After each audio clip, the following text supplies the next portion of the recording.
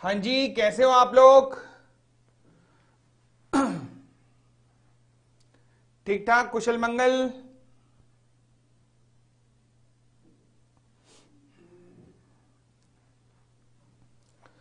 चलो जी।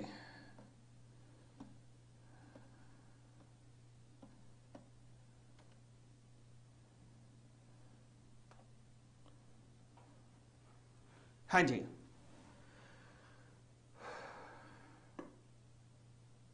हम करने जा रहे हैं आज बहुत इंपॉर्टेंट कॉन्सेप्ट जो सेल्स ऑफ गुड्स एक्ट में होता है, जिसका नाम है पासिंग ऑफ द प्रॉपर्टी। मतलब पासिंग ऑफ द प्रॉपर्टी का मतलब पासिंग ऑफ द ओनरशिप भी कह सकते हैं हम। ओके, तो क्या कहते हैं ये rule? Passing of the property या ओनरशिप का मतलब क्या होता है कि जब प्रॉपर्टी पास ऑन होती है, कहां से? From the seller. किसको पास ऑन होती है? To the buyer. तो this is called as passing of the ownership या passing of the property when the property या ownership of the goods has been transfer from the seller to the buyer. ठीक है ना? If the property has been pass to the buyer. अच्छा, तो property pass on होने का क्या फायदा? क्या है फायदा? बहुत है। वो क्या फायदा है कि भाई साहब देखो जी, ऐसा है कि जिसके पास ओनरशिप होती है ना, रिस्क भी उसी का होता है। दोबारा बोलता हूं, जिसके पास ओनरशिप होती है, रिस्क भी उसी का होता है। तो जब मैं कहता हूं ओनरशिप पास ऑन होती है बायर को, तो क्या रिस्क भी पास ऑन होता है बायर को? यस। अगर ओनरशिप बायर के पास चली गई तो रिस्क भी बायर का हो गया है। हाँ, जब तक ओनरशिप सेलर के पास है तब तक रिस्क किसका है? सेलर का। जब ओनरशिप बायर को चली जाएगी तो रिस्क भी किसका चला जाएगा?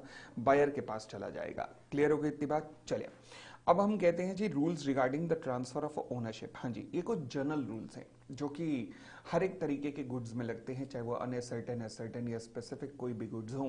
ये कुछ जनरल रूल हैं। सबसे पहले कहता है rules regarding the transfer of property या फिर ट्रांसफर ऑफ ओनरशिप से रिलेटेड। सबसे पहला रूल क्या है कि पहले गुड्स को आइडेंटिफाई तो कर लो। ओनरशिप तो बाद में ट्रांसफर करोगे ना, पहले गुड्स को आइडेंटिफाई तो कर लो।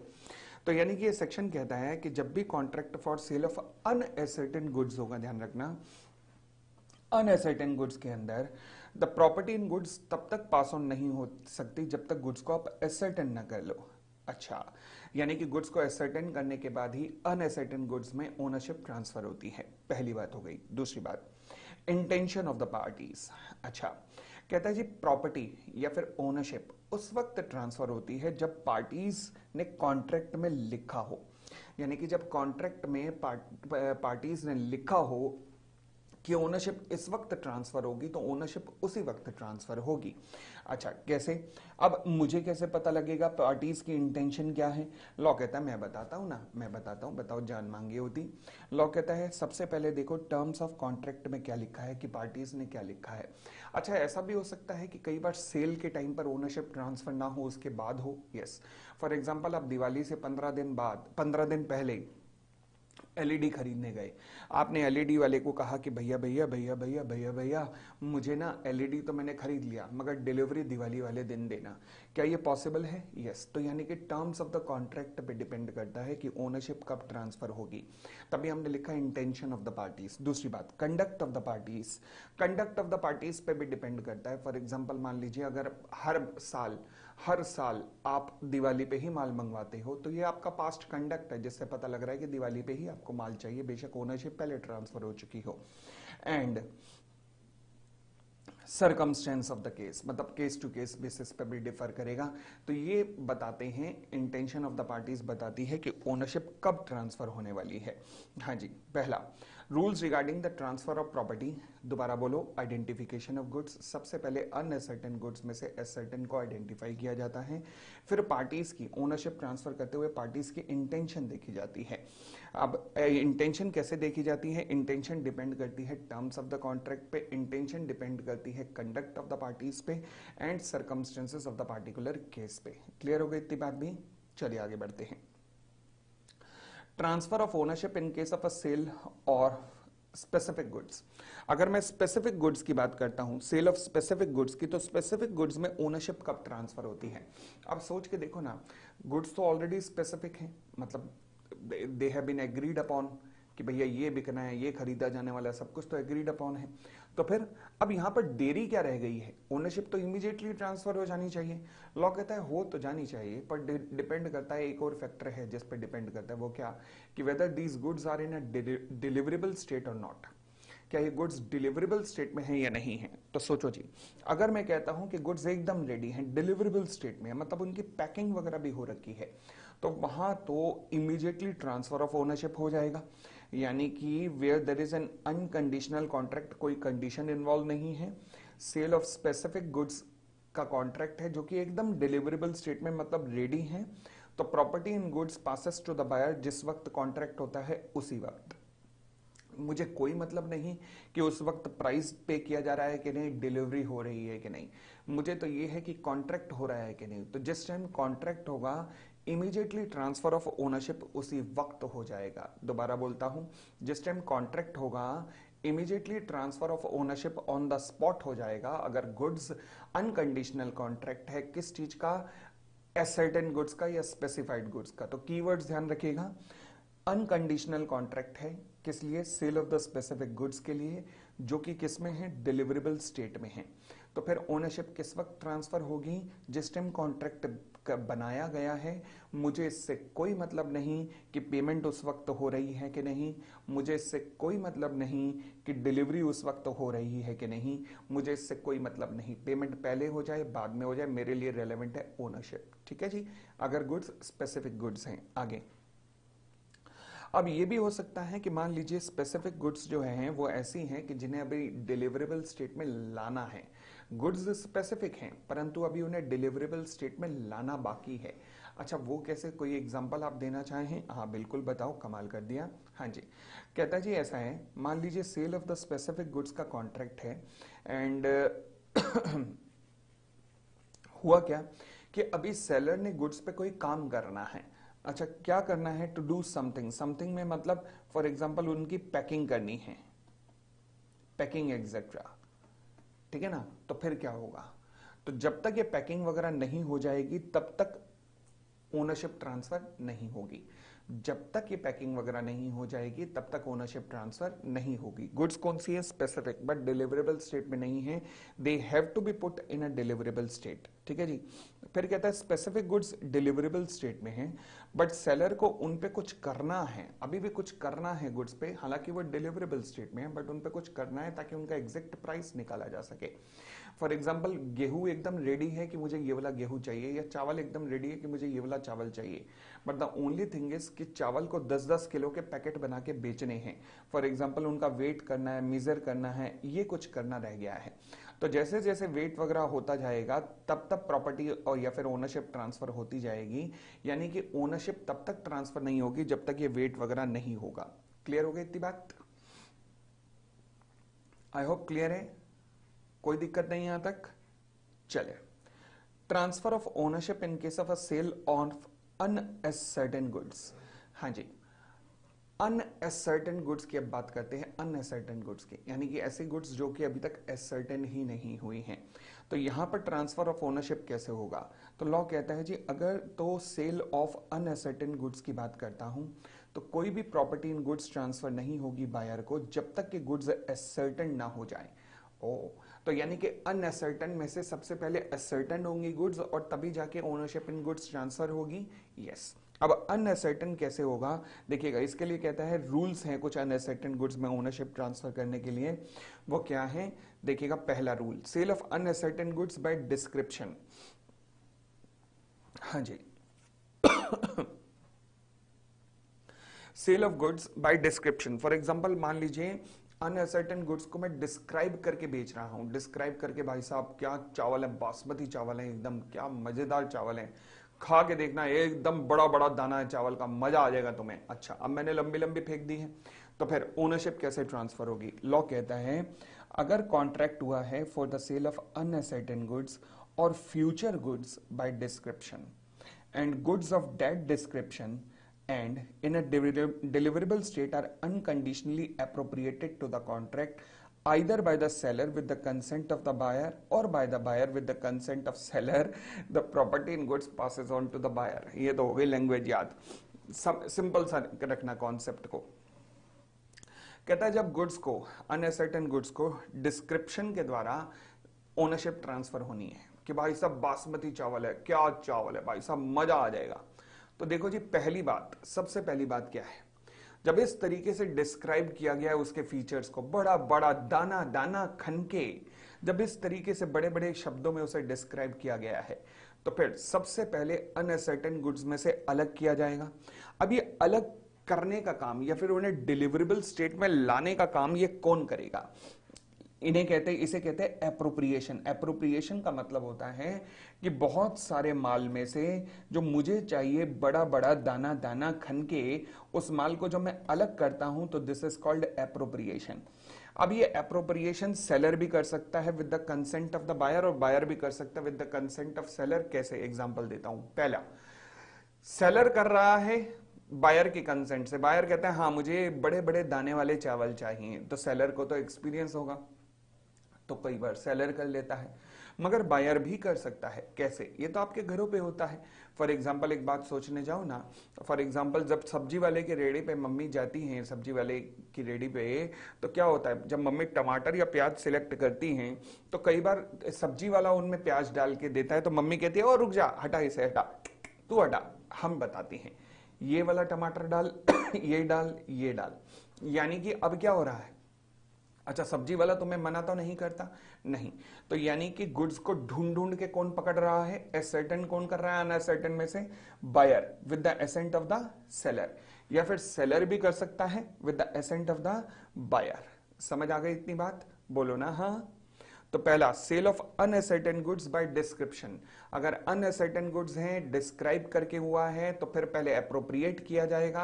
अप्रोप्रिएट कौन कर सकता है? Seller with the consent of buyer, और buyer with the consent of seller, दोनों कर सकते हैं। आगे बढ़ते हैं। Delivery to the carrier. Delivery to the carrier, carrier का मतलब क्या होता है? भविष्य नहीं है कैरियर का मतलब, कैरियर का मतलब है ट्रांसपोर्टर। हाँ जी, कहता है जी जब सेलर गुड्स को डिलीवर करता है बायर को, या फिर किसी कैरियर को, या अदर बेली को, अदर बेली मतलब किसी और अमानती को, इन गुड्स को रखने के लिए, अच्छा, for the purpose of transmission to the buyer, ताकि गुड्स को ट्रांसमिट किया जा सके, किसको? बायर को। And does not reserve the right of disposal, और वो अपने पास राइट रिजर्व नहीं करता गुड्स के, सारे गुड्स बायर को दे देता है। He is deemed to have unconditionally appropriated the goods to the contract, तो माना जाएगा कि उसने गुड्स को एकदम रेडी करके बायर को दे दिया है। डिलीवरी टू द कैरियर, देखो जी, आपने गुड्स को अलग किया, seller deliver the goods to the buyer या तो बायर को सीधा दे दिया, या कैरियर को दे दिया, या फिर किसी और बेली को, मतलब उसके बिहाफ पर किसी और व्यक्ति को दे दिया। अच्छा, पर्पस क्या है? कि ये गुड्स बायर तक पहुंच जाएं, और आपने seller right of reserve disposal भी रिजर्व नहीं किया। फॉर एग्जांपल, मैं ट्रक पे माल लोड किया, गुड्स पे लिखा हुआ है ओनरशिप पोपली की है, मैंने ऐसा भी नहीं किया, मैंने तो ओनरशिप भी दे दी किसको? चेतना शर्मा को। मान लीजिए मैंने ओनरशिप भी चेतना शर्मा के नाम कर दी, मतलब मैंने राइट ऑफ डिस्पोजल रिजर्व भी नहीं किया, मैंने सारे राइट पास ऑन कर दिए। तो अब क्या होगा? क्या मैं कह सकता हूं कि मैंने एक तरीके से गुड्स को अप्रोप्रिएट कर दिया है, किस लिए? To the buyer. यस, तो इसे भी कहते हैं ओनरशिप ट्रांसफर होना। तो मुझे बताइए अनअसर्टेन गुड्स में किस तरीके से ओनरशिप ट्रांसफर होती है? दो तरीके से। पहला होता है गुड्स का अप्रोप्रिएशन, और दूसरा होता है गुड्स की डिलीवरी टू द कैरियर। तो इस तरीके से इन दोनों तरीकों से मिलकर गुड्स की ओनरशिप ट्रांसफर होती है from the seller to the buyer. I hope कोई दिक्कत नहीं है, क्लियर है? चले, अब अनसर्टेन गुड्स के केस में यहां पर आप देखेंगे तो यहां पर एक सिंपल वर्जन में भी लिख रखा है, अगर आप वो भी करना चाहें तो वो भी कर सकते हैं, या फिर जो मैंने नोट्स में लिखवा रखा है वो भी कर सकते हैं। एक मिनट दीजिएगा।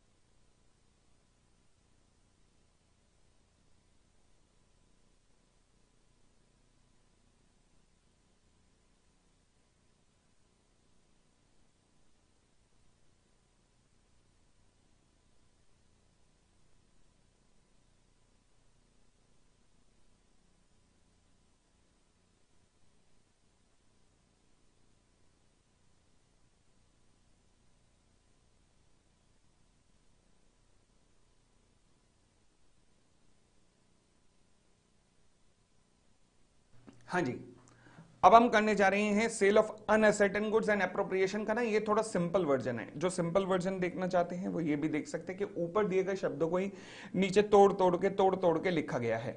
कहता है एप्रोप्रिएशन ऑफ गुड्स का मतलब होता है पहले गुड्स को सिलेक्ट करना ताकि उन्हें कॉन्ट्रैक्ट में दिया जा सके with the mutual consent of the seller and the buyer. तो गुड्स का सिलेक्शन करना इज कॉल्ड एज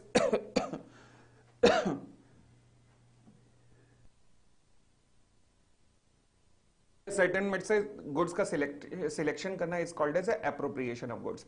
अब वो फिर सारी जो ऊपर हमने चीजें पढ़ी वही बता रहा है कि क्या क्या एसेंशियल फीचर्स होते हैं इसके। एप्रोप्रिएशन कौन कर सकता है? सेलर कर सकता है with the consent of buyer, buyer कर सकता है with the consent of seller. और फिर goods should conform to the description, goods description जैसी होनी चाहिए। मतलब इनको करने की जरूरत नहीं है, ले देकर मैं इतना सा बताना चाह रहा हूं। बस ऊपर दिए गए 2 रूल्स को ध्यान रख लेना, बस ये रूल्स है ये। तो मैं दोबारा से रिकॉल कराता हूं। जब भी अनअसर्टेन गुड्स की ओनरशिप से रिलेटेड बात आएगी, 2 स्टेप्स इन्वॉल्व हैं। पहला, sale of unascertained goods by description अगर हो रहा है, तो अगर डिस्क्राइब जैसे आपने किया है कि आलू प्याज बहुत बढ़िया है, बहुत बढ़िया है, तो फिर उस हिसाब से एप्रोप्रिएशन करो। ये appropriation seller with consent of buyer या फिर buyer with consent of seller भी कर सकता है। दूसरा, delivery to the carrier. Delivery to the carrier कर दो या बायर को कर दो या फिर किसी भी और बेली को कर दो। पर्पस क्या है कि ये गुड्स पहुंच जाएं किसके पास? बायर के पास। तो फिर इसे भी क्या कहा जाएगा कि गुड्स को एप्रोप्रिएट, अनकंडीशनली एप्रोप्रिएट कर दिया गया है कॉन्ट्रैक्ट के लिए, मतलब कॉन्ट्रैक्ट के लिए तैयार कर दिया गया है। तो इस तरीके से ओनरशिप ट्रांसफर हो जाएगी अनसर्टेन गुड्स में। ठीक है जी। तो एक बार रिकॉल करोगे? रिकॉल करना जरा मेरे साथ। अगर मैं कहता हूं कि स्पेसिफिक गुड्स हैं, तो कितने केसेस हैं? 3। अगर स्पेसिफिक गुड्स डिलीवरेबल स्टेट में है, अनकंडीशनल कॉन्ट्रैक्ट ऑफ सेल है, डिलीवरेबल स्टेट में है, तो जैसे ही कॉन्ट्रैक्ट होगा वहां पर ओनरशिप ट्रांसफर हो जाएगी। स्टेप नंबर 2, अगर गुड्स जो है स्पेसिफिक गुड्स वो डिलीवरेबल स्टेट में डालने हैं अभी, फॉर एग्जांपल पैकिंग वगैरह करनी है, तो जिस दिन आप उनकी पैकिंग कर लेंगे तो माना जाएगा कि वो डिलीवरेबल स्टेट में आ गए हैं और अब उनकी ओनरशिप ट्रांसफर हो जाएगी। तीसरा, जब गुड्स की अभी टेस्ट होना है या फिर उनका वेट होना है ताकि प्राइस डिटरमाइन हो सके, तो फिर ओनरशिप कब ट्रांसफर होगी? जिस टाइम उन्हें टेस्ट कर लिया जाएगा या वेट कर लिया जाएगा या उनकी क्वांटिटी मेजर कर ली जाएगी, तभी ownership of the goods transfer होगी। आई होप क्लियर है, यहां तक भी कोई दिक्कत नहीं। फिर अनअसर्टेन गुड्स की बात कीजिएगा। अनअसर्टेन गुड्स की अगर मैं बात करूं तो सबसे पहले क्या होगा? गुड्स का एप्रोप्रिएशन होगा। क्या होगा? एप्रोप्रिएशन होगा। हाँ जी। एप्रोप्रिएशन कैसे हो सकता है? 2 तरीके से, या तो बायर करेगा विद कंसेंट ऑफ सेलर या सेलर करेगा with consent of the buyers. ठीक है जी। दूसरा, उनकी डिलीवरी होगी। डिलीवरी किसको होगी? डिलीवरी होगी या तो सीधा बायर को या फिर कैरियर को या फिर तीसरा किसी भी और बेली को, ताकि पर्पस क्या है वो गुड्स डिलीवर हो सके किसको? बायर को। ठीक है जी। चलिए फिर हम आते हैं तीसरी टाइप्स ऑफ गुड्स पर, जिसे हम कहते हैं सेल ऑन अप्रूवल बेसिस। क्या कहते हैं जी? Sale on approval basis. अच्छा, मान लीजिए गुड्स अगर डिलीवर की जाती है अप्रूवल बेसिस पे, तो फिर ओनरशिप कब ट्रांसफर होगी? देखो जी, ओनरशिप तब ट्रांसफर होगी जब बायर अपनी अप्रूवल दे देगा, क्योंकि सेल ऑन अप्रूवल है। तो जब वो अपनी अप्रूवल दे देगा तब ओनरशिप ट्रांसफर हो जाएगी। दूसरा, जब वो गुड्स के साथ कोई ऐसी हरकत कर देगा कि लगेगा कि इसके अंदर आग लगी हुई है गुड्स को एक्सेप्ट करने की। फॉर एग्जांपल, उसने गुड्स को फर्दर सोल्ड कर दिया। फॉर एग्जांपल, उसने गुड्स को आगे प्लेज कर दिया, गिरवी रखवा दिया। तो फिर यानी कि अपनी चीज ही गिरवी रखवाते हो ना, किसी और की चीज आपने कैसे गिरवी रखवा दी? तीसरा, अगर मान लीजिए समय बीत गया जो उसको दिया गया था, परंतु उसने अपनी हाँ या ना नहीं कही, तो इसका मतलब तेरी हाँ ही है, क्योंकि तूने हाँ या ना नहीं की। 3 दिन 7 दिन तक सेल ऑन अप्रूवल पे दी थी, 7 दिन के अंदर तूने जवाब नहीं दिया, तो तेरी हाँ है, बस और क्या।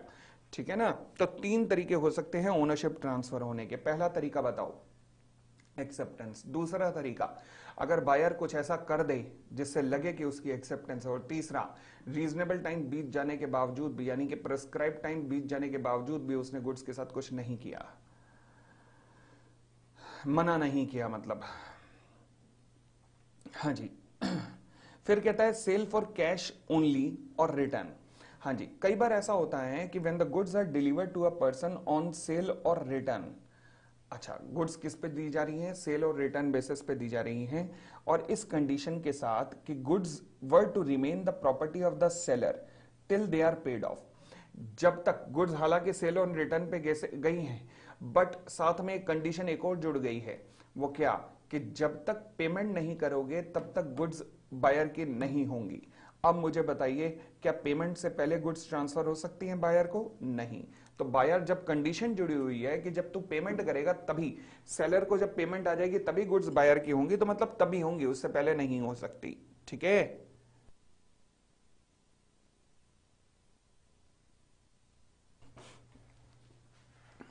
फिर मेरे पास आता है transfer of ownership with the right of disposal is reserved. इसका मतलब क्या होता है? देखो जी, कई बार ऐसा होता है कि सेलर बैठा है दिल्ली में, बायर बैठा है मुंबई में, दिल्ली से मुंबई माल जा रहा है। अगर मैंने ये माल रेलवे में रखवाया और रेलवे रिसिप्ट बायर के नाम रखवा दी, तो फिर दिक्कत है कि बायर ने माल ले लिया, पेमेंट नहीं की। ये दिक्कत है। वो कह रहा है पेमेंट दे दूंगा यार, दे दूंगा, अपन लोग भाई है भाई, कोई दिक्कत नहीं। फिर ये दिक्कत आ सकती है ना? बिल्कुल आएगी। तो अब इस समस्या से निपटने का कोई समाधान? यस। सेलर, तू एक काम कर, रेलवे रिसिप्ट ना अपने किसी एजेंट के नाम या अपने खुद के नाम रख, यानी कि बायर उस माल को छू भी नहीं पाएगा। माल जा चुका है मुंबई, बायर माल को लेने के लिए आया, रेलवे वालों ने कहा रेलवे रिसिप्ट दिखाओ, रेलवे रिसिप्ट पे सेलर का नाम लिखा है, बायर गुड्स को ले जा ही नहीं सकता। अच्छा, तो इसलिए सेलर क्या करता है? अपना कोई एजेंट अपॉइंट करके रखता है वहां पर। अब जो ये गुड्स हैं वो किसके नाम कर देता है? अपने एजेंट के नाम। ओके। एजेंट को इंस्ट्रक्शन होती है, एजेंट को इंस्ट्रक्शन होती है कि भैया सुन, ये गुड्स तू बायर को तब देगा जब बायर पहले बिल ऑफ एक्सचेंज एक्सेप्ट कर लेगा या बायर पेमेंट कर लेगा। पूरी ट्रांजैक्शन समझ आई? गुड्स दिल्ली से मुंबई जा रही हैं, पर रेलवे रिसिप्ट या तो सेलर के नाम है या सेलर के किसी एजेंट के नाम है। बायर के नाम ये गुड्स कब होंगी? जब बायर या तो पेमेंट कर देगा या बिल ऑफ एक्सचेंज को एक्सेप्ट कर देगा। तो इसे कहा जाता है right of disposal is reserved. Right of disposal is reserved. ठीक है, चलिए। तो ये क्या कहता है? कहता है बेशक गुड्स जो है बायर को या फिर उसके एजेंट को डिलीवरी हो चुकी है या कैरियर को डिलीवरी हो चुकी है, रेलवे वगैरह को डिलीवरी हो चुकी है, मगर ओनरशिप बायर को तब तक नहीं देंगे हम जब तक कि एग्रीमेंट में दी गई कुछ कंडीशन स्पेसिफाई ना हो जाए। अब वो एग्रीमेंट कैसी कैसी कंडीशन हो सकती है देखिएगा। कहता है मान लीजिए गुड्स को आप शिप कर रहे हो या फिर रेलवे के थ्रू भेज रहे हो, और ये जो शिप के थ्रू अगर कर रहे हो तो बिल ऑफ लेडिंग रेलवे के थ्रू कर रहे हो, तो रेलवे रिसिप्ट जो है वो आपने किसके नाम पे लिखा है? या तो सेलर के नाम पर या उसके एजेंट के नाम पे लिखा है।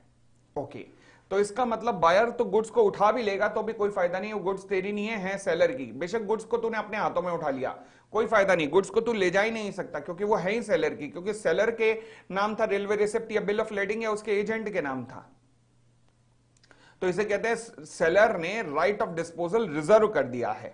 दूसरी बात, सेलर ने मान लीजिए बिल ऑफ एक्सचेंज ड्रॉ किया है बायर के ऊपर और बिल ऑफ एक्सचेंज उसे भेजा है बिल ऑफ लेडिंग के साथ में, यानी कि शिप के ऊपर जो बिल गुड्स अपलोडेड है वो भी दी हुई है, बिल ऑफ लेडिंग प्लस साथ में बिल ऑफ एक्सचेंज भी दे रखा है, या फिर रेलवे रिसिप्ट भी दे रखी है। अच्छा, अब वो कहता है कि गुड्स को तभी तू ले सकता है जब तू ये बिल ऑफ एक्सचेंज एक्सेप्ट करके रेलवे वालों के पास या शिप के ओनर के पास जाएगा। अब बायर ने इस बिल ऑफ एक्सचेंज को एक्सेप्ट किया, क्या मैं कह सकता हूं कि रेलवे वाले या फिर शिप वाले तभी गुड्स बायर को देंगे जब बिल ऑफ एक्सचेंज एक्सेप्ट होगा? यस।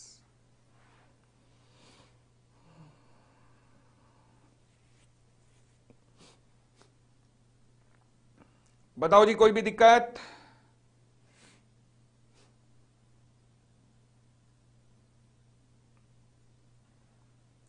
बढ़ सकते हैं।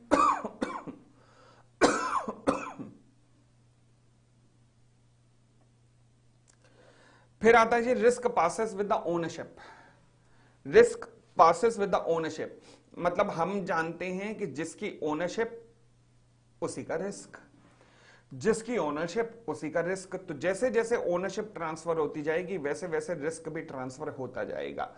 ओके, बट इस रूल की कुछ एक्सेप्शंस होती हैं, मतलब कुछ ऐसे केसेस होते हैं जहां पर ओनरशिप किसी और की परंतु रिस्क किसी और का हो सकता है। अच्छा, वो कैसे हो सकते हैं? फॉर एग्जाम्पल, पहला, एग्रीमेंट बिटवीन द पार्टीज। मान लीजिए आप गए एलईडी के शोरूम में, आप बायर हैं, सेलर को आपने कहा कि जी गुड्स तो आज ही मेरी हो गई, तो गुड्स आपकी हो गई। गुड्स अगर बायर की हो गई तो रिस्क भी बायर का। बट आपने सेलर को एक और चीज कही कि देखो जी ऐसा है गुड्स की डिलीवरी में 15 दिन बाद उठाऊंगा, गुड्स मेरी हो गई मगर डिलीवरी 15 दिन बाद। 15 दिन तक गुड्स आपके शोरूम में रहेंगी मगर आप ही का रिस्क रहेगा। सेलर ने कहा कोई दिक्कत नहीं है, सेलर भी एग्री हो गया। ओनरशिप किसकी है? बायर की, बट रिस्क किसका हो चुका है? सेलर का। तो इसे कहते हैं agreement between the parties. Agreement between the parties. ठीक है जी। तो क्या मैं कह सकता हूं रिस्क एंड ओनरशिप सेपरेट हो सकती हैं किसी एग्रीमेंट के द्वारा? यस। वो एग्रीमेंट किसके बीच में हो सकता है? Between the seller and the buyer. तो सेलर और बायर के बीच में होने वाले एग्रीमेंट के द्वारा ओनरशिप जो है वो अलग अलग हो सकती है। आगे बढ़ते हैं। फिर goods at the risk of the party in default. For example, मान लीजिए इसी एग्जाम्पल में 15 तारीख को सेलर ने डिलीवरी देनी थी, 15 तारीख को सेलर ने डिलीवरी नहीं दी, 15 तारीख को सेलर ने डिलीवरी नहीं दी, तो फिर अब 16 तारीख से गुड्स किसके रिस्क में हो गई हैं? सेलर, जो भी पार्टी फॉल्ट कर रही है। या फिर 15 तारीख को बायर ने डिलीवरी लेनी थी और अगर बायर ने डिलीवरी नहीं ली तो गुड्स किसके रिस्क में हो चुकी हैं? बायर के। यानी कि सेलर और बायर में से जो भी डिफॉल्ट करेगा अपना कर्तव्य निभाने में तो गुड्स उसी के रिस्क पर आ जाएंगी। गुड्स किसके रिस्क पर आ जाएंगी? उसी के। फॉर एग्जाम्पल, मैं एग्जाम्पल दोबारा बताता हूं। ओनरशिप ट्रांसफर हो चुकी थी, रिस्क किसका था? बायर का। सेलर ने अगले दिन माल भेजना था पर अगले दिन माल नहीं भेजा, उसने कहा जी अगले दिन नहीं भेज पा रहा तो एक दिन कल भेज दूंगा। अब वो जो आज और कल के बीच में गुड्स में आग लग गई, ओनरशिप किसकी थी? बायर की। बट लॉस कौन बियर करेगा? सेलर, क्योंकि बायर को तो कल गुड्स चाहिए थे ना, तूने नहीं भेजे सेलर तो गलती तेरी है, तो इसका मतलब लॉस हुआ तो वो किसका है? बायर, सेलर तेरा है, क्योंकि यू आर एट फॉल्ट। समझ आई बात? फिर हमारा अगला कॉन्सेप्ट आता है transfer of title by the non owner. सवाल उठा, मैं यहां पर क्लास लेने के बाद जब नीचे गया तो देखा कि सारा आसमान भी वही है, धरती भी वही है, सब कुछ वही है, परंतु मेरी कार नहीं है। तो मैंने कुंदन से पूछा मेरी कार कहाँ है? उसने कहा सर मुझे पैसे की जरूरत थी, मैंने बेच दिया। वाह, बहुत अच्छी बात है, कमाल हो गई। तो इसका मतलब अब मैं इतना भी विश्वास नहीं कर सकता कि मेरी कार कभी भी कोई भी उठा के बेच दे। लॉ कहता है ना ना पोपली, ऐसा नहीं होगा। क्यों? क्योंकि ध्यान रख, अगर कोई नॉन ओनर है जो कि ओनर नहीं है तो वो तेरी गुड्स को आगे बेच नहीं सकता। यानी कि मेरी गुड्स को कोई भी ऐसे ओना पोना ऐसे उठा के नहीं बेच सकता। मेरी गुड्स को बेचने के लिए मेरी अप्रूवल चाहिए। यस, यानी कि जो ओनर नहीं है वो गुड्स को बेच नहीं सकता। इसे एक लैटिन मैक्सिम में कहा जाता है नेमो डेट कॉड नॉन हैबिट। इसका मतलब होता है कि जिसका ओनरशिप नहीं है वो वैलिड टाइटल भी ट्रांसफर नहीं कर सकता है। ओके, बट हमारे लिए रेलेवेंट है इसकी एक्सेप्शंस। इसके एक्सेप्शन कहती हैं कि कई बार ऐसा हो सकता है कि जो ओनर नहीं है वो वैलिड टाइटल ट्रांसफर कर दे। मैं दोबारा बोलता हूं, कई बार ऐसा हो सकता है कि जो ओनर नहीं है वो वैलिड टाइटल ट्रांसफर कर दे। अच्छा, कैसे कैसे हो सकता है? सुनिएगा आप, कैसे कैसे हो सकता है। अच्छा, एक और जरूरी सूचना। पिछले 2 दिन से ना मुझे लगी हुई ठंड, मौसम चेंज होने के कारण दिल्ली में, और पॉल्यूशन बहुत गंदे लेवल का हो रखा है यार। खासकर हमारा घर के साथ में ही पड़ता है आनंद विहार, वहां पे बहुत गंदा पॉल्यूशन है। इस टाइम भी 500 से ऊपर चल रहा है, तो उसके कारण गड़बड़ हो रखी है थोड़ी तबियत। तो जो मिनी टेस्ट नंबर 3 था ना, मैं उसका स्टैंडर्ड सॉल्यूशन बना के दे नहीं पाया अपनी टीम को, इसलिए अब मिनी टेस्ट नंबर 3 को छोड़ो, अब उस पर नहीं लगूंगा। अब मैं इस पे आ रहा हूं जो मैं आज सेल्स ऑफ गुड्स एक्ट के शुरू कर रहा हूं। ठीक है, सेल्स ऑफ गुड्स एक्ट के क्वेश्चन अभी से बस थोड़ी सी देर के अंदर मैं आपके टेलीग्राम पे अपलोड कर दूंगा। इन क्वेश्चंस का आंसर करके फटाफट भेजना शुरू कीजिएगा। किसके? सेल्स ऑफ गुड्स एक्ट के। ठीक है, चले। तो एक्सेप्शन,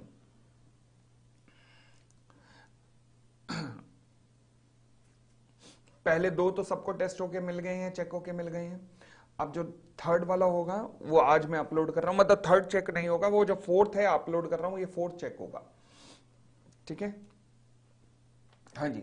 एक्सेप्शन का मतलब है कुछ ऐसे केसेस हैं जहां पर नॉन ओनर भी वैलिड टाइटल ट्रांसफर कर सकता है। अब वो कौन कौन से हैं? पहला, टाइटल बाय एस्टॉपल।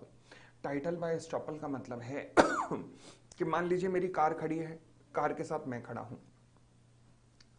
अब कुंदन जो है मेरी कार बेच रहा है, कुंदन मेरी कार बेच रहा है। शरणदीप मैं बता दूंगा बेटा, टेस्ट के अंदर ही बता दूंगा, उसके ऊपर लिखा होगा। हाँ जी, कुंदन मेरी कार बेच रहा है, बायर से बातें कर रहा है, अरे बड़ी प्यारी कार है, अरे बहुत ठीक कार है। मैं वहां खड़ा खड़ा मुस्कुरा रहा हूं। क्या मैं कह सकता हूं मेरी मुस्कुराहट से मैं सिग्नल ये दे रहा हूं कि मेरी कंसेंट है इस कॉन्ट्रैक्ट के लिए? यस। लॉ कहता है अगर तुमने हरकतें ऐसी की जिससे बायर को लगा कि भाई जो व्यक्ति बातें कर रहा है वही ओनर है, तो फिर बेशक ओनर तुम थे, मगर हम तुम्हें रोक देंगे फ्रॉम डिनाइंग कि सेलर इसे नहीं बेच सकता। फिर तुम ऐसा नहीं कह सकते। ठीक है, तुम ऐसा नहीं कह सकते। तो इसे क्या कहा जाता है? इसे कहा जाता है स्टॉपल। इसे स्टॉपल कहा जाता है। आगे बढ़ते हैं। हाँ जी, second, sale by mercantile agent. Mercantile agent का मतलब मेरे गुड्स मान लीजिए मेरे एजेंट के पास मैंने पहुंचाई है, उसने चोरी नहीं की, मैंने पहुंचाई है, यानी कि मेरे एजेंट ने मेरी कंसेंट के साथ गुड्स ली हैं। अब हुआ क्या? एजेंट ने मुझसे पूछे बिना इस गुड्स को आगे ट्रांसफर कर दिया, मुझसे पूछे बिना। क्या यह सेल वैलिड है? बिल्कुल वैलिड है, बिल्कुल वैलिड है। शर्तें कुछ पूरी होनी चाहिए। क्या? एजेंट के पास पोसेशन कहां से आया? मैंने दिया है, यानी कि he was in the possession of goods with the consent of the owner. दूसरा, एजेंट ने जब गुड्स बेची तो जिसने गुड्स खरीदी उसको तो यही पता था ना कि हाँ जी ये प्रिंसिपल की कंसेंट से कर रहा है, यानी कि he was in good faith, buyer acquired in this goods good faith. दूसरा, एजेंट ने क्या बेचा? जो नॉर्मल जो माल बेचता रहता है वो प्रिंसिपल के ब्याह पर वही बेचा। Goods are sold in the normal course या ordinary course of the business. तो अगर ये तीनों कंडीशन पूरी हो जाती हैं तो सेल एकदम वैलिड है। आई होप कोई दिक्कत नहीं। आगे, sale by joint owner. Joint owner का मतलब होता है जहां एक्स एंड वाई दो ओनर हैं। अच्छा, एक मोबाइल फोन के, एक्स ने आज वाई से पूछे बिना ये मोबाइल उठा के बेच दिया, जिसने खरीदा वो गुड फेथ में था। तो क्या ये सेल वैलिड है? बिल्कुल वैलिड है, बिल्कुल वैलिड सेल है, बिल्कुल वैलिड सेल है। लॉ कहता है कोई भी दिक्कत नहीं है। आगे बढ़ते हैं। Sale by a person in possession under a voidable contract. अब ये थोड़ा समझना ध्यान से। मान लीजिए मैं आपके इकोनॉमिक्स वाले हिमांशु सर से उनकी कार लेके आ गया और कार बंदूक दिखा के लाया था। अब कार मेरे पोसेशन में है, क्योंकि मैं बंदूक दिखा के धमका के लाया हूं, तो ये क्या हो गया? वॉइडेबल कॉन्ट्रैक्ट हो गया है। वॉइडेबल कॉन्ट्रैक्ट हो गया। वॉइडेबल कॉन्ट्रैक्ट में एग्रीव्ड पार्टी जो है उसके ऑप्शन पर वॉइडेबल हो जाता है, यानी कि एग्रीड पार्टी चाहे तो हां भी कह सकती है, चाहे तो ना भी कह सकती है।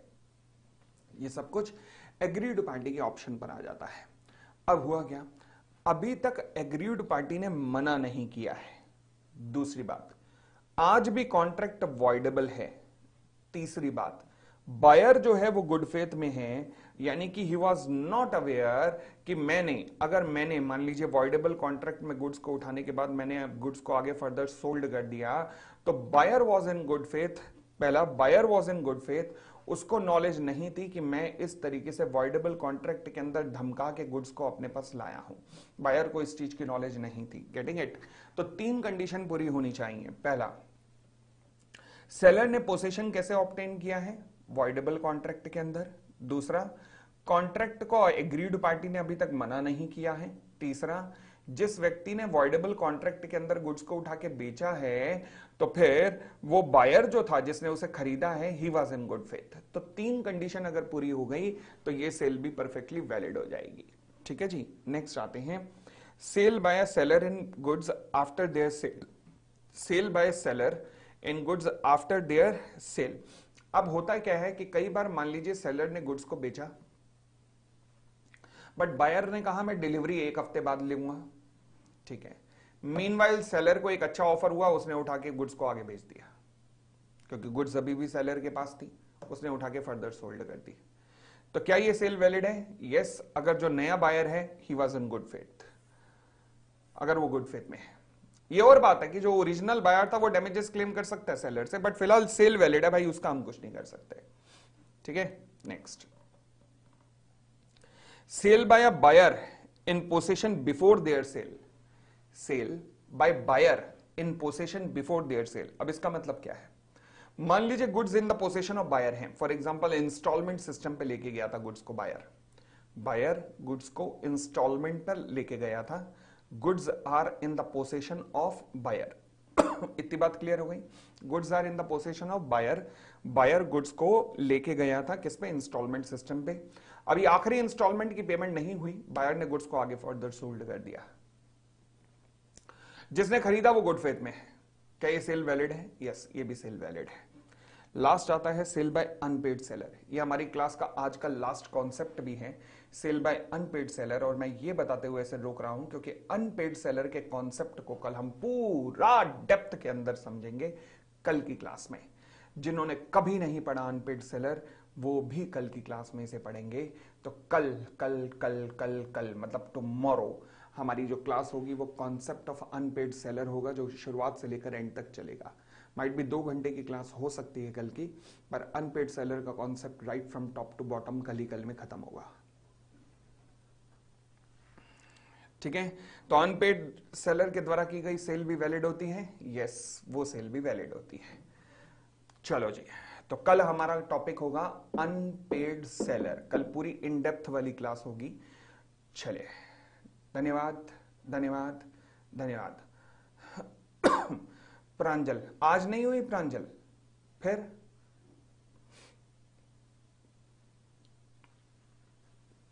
हाँ मोहम्मद करता हूं, ठीक है। आज कल मॉर्निंग में ही होगी, 9:30 तक ही होगी, 9:30 तक। 2 घंटे की क्लास है, 9:30 तक करनी पड़ेगी। 10 बजे से कर दो, 10 बजे से कर दो, चलो 10 बजे से कर देते, कोई दिक्कत नहीं है। चलिए, धन्यवाद। प्रांजल वहम का कोई इलाज नहीं है, कल को छोड़कर बाकी पूरे हफ्ते चलिए क्लास, वहम का कोई इलाज नहीं है। धन्यवाद, थैंक यू।